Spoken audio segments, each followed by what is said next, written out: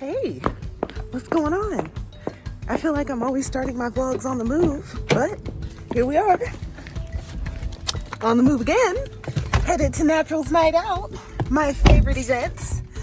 And hopefully I'm not running late because I'm supposed to be a makeup model today. So yeah, it's gonna be really fun. So come along while I come and get my life together and be a makeup model, and hopefully I'm not late. So let's go.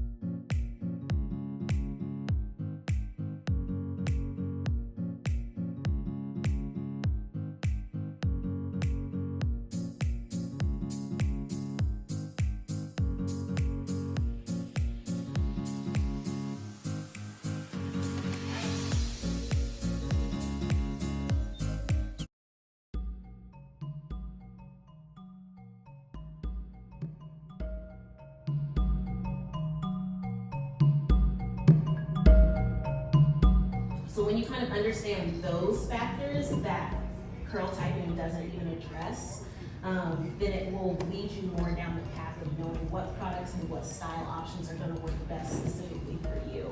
And that's why sometimes YouTube is helpful with getting style ideas, but when it comes to hair care, it's very limiting to just look at someone on a screen and say, oh, they have my hair. Because more oftentimes than not, there's some characteristic that's very different from yours that affects whether or not that product you go out and buy is actually going to work with your hair. On your notes in your phone, which that's fine, but get a piece of pen and paper and write it down. There's something magical about putting something on paper. And then from there, just take one step at a time with what you have available to you. Most of you who don't pursue that you're excellent in is because you don't think it's good enough. Maybe you don't think you can make a decent living off of it. But that you are naturally good at, that you would do even without getting paid, is the very thing you need to focus on. Because that thing that you focus on and you're unique at, that is what's gonna take you to the next level. You don't wanna do what's being done, and even if it's being done, you must do it differently. If I stop doing my passion, I literally could possibly fall into depression. Right? Because it's what I am, it's what I'm called to do, it's what I breathe. Okay, plan, strategize, and realistic goals. You don't want to be unrealistic and be overwhelmed and be all over the place. You really need to be focused. And never give up.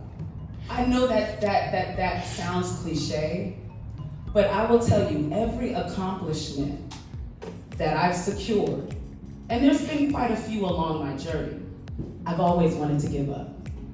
In 100% of things I've accomplished, I've always wanted to give up. To be a boss, to really, really do well in the area that you're passionate about, it's work. You have to invest. You're gonna be tired. You're not gonna be supported. People are gonna talk about you. People are gonna envy you. You're gonna have ups and downs. It's an emotional roller coaster, but you can't stop.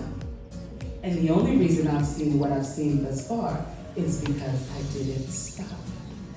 Most people don't accomplish what it is that they're passionate about because they stop. They're too busy comparing and contrasting themselves to what's already being done, instead of using the manuscript that God has already given them. You already have it. You just have to jump, and you have to trust your directions and stop looking at everybody else's. You don't have the same journey.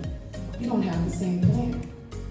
It is important that you know, walking in, that everybody who was there is not going to be there. In fact, there'll be many more to stand up by you that you did not expect. Listen, I have the best friends. Like, my circle is incredible.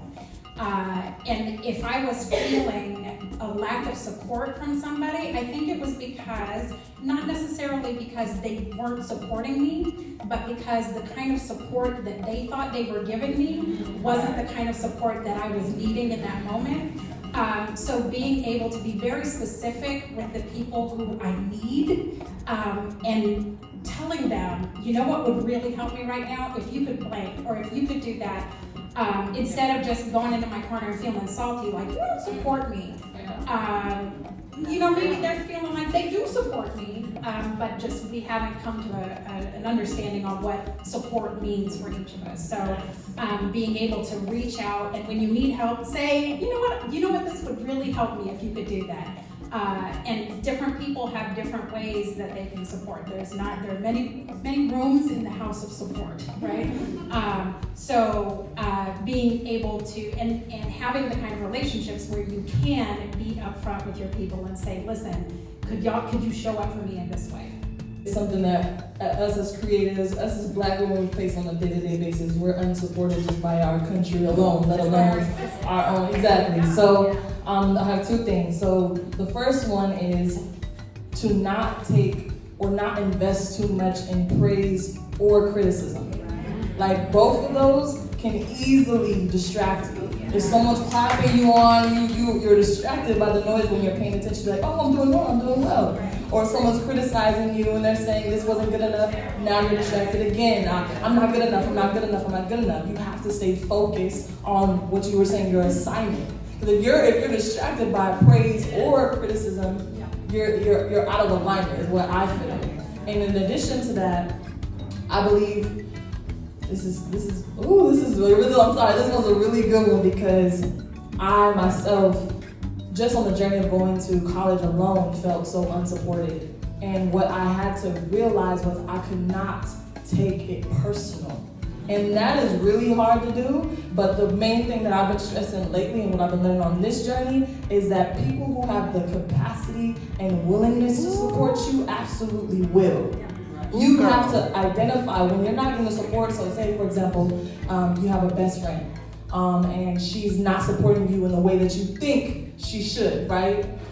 She could have the willingness, meaning she wants to show you love. She wants you to know that she cares about you and she appreciates your art and your business. But she may not have the capacity. What does that mean? She may not have the tools to actually show you that. She may not have the financial backing to actually give you that. You have to take it into context and be like, oh, I have to step out of this and not take it personal and analyze who am I dealing with. So I'm not going to show up to somebody who's a terrible communicator and ask for advice. You just don't do that. I'm not going to go to my family and ask for financial support when I know that they do not have it. Otherwise, if I'm showing up with my hands out for something that they cannot give me, I will be forever disappointed and walking around, like you said, salty because I'm not getting what I think I deserve or need. So you have to identify what you need first for yourself, but you also have to be conscious of who you have around you. And I think your circle, we undermine it so much.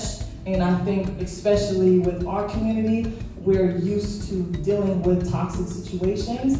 But I'm telling you, your circle is the most important thing to you, because it's the energy that you're feeding off of every day. If you're around people who are constantly negative or constantly questioning your dream, constantly not feeding you spiritually, mentally, you're gonna feel depleted all the time. But if you're surrounding yourself, even if it's just one friend that you have that backs you like no other, you feel emotionally supported, you feel spiritually fed, that's enough.